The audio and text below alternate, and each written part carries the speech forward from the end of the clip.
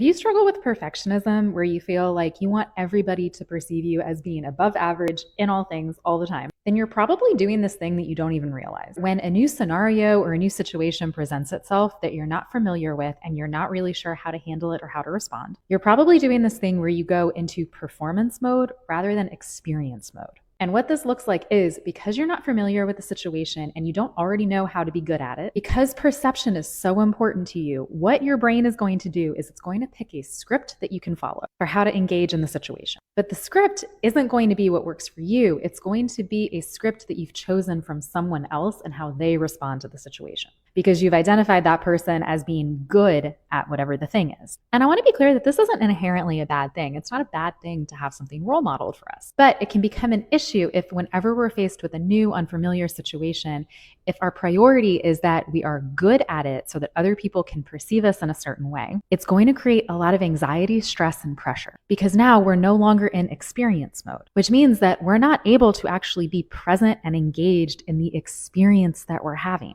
And experiences are what give us information about how to move through the world in the future. Experiences are what allow us to get feedback about what works for us and what doesn't work for us and what feels good for us and what doesn't feel good for us. So if we're in performance mode, that means that we've taken the script of what is working for another person and we are trying to fit the script rather than figuring out what works for us.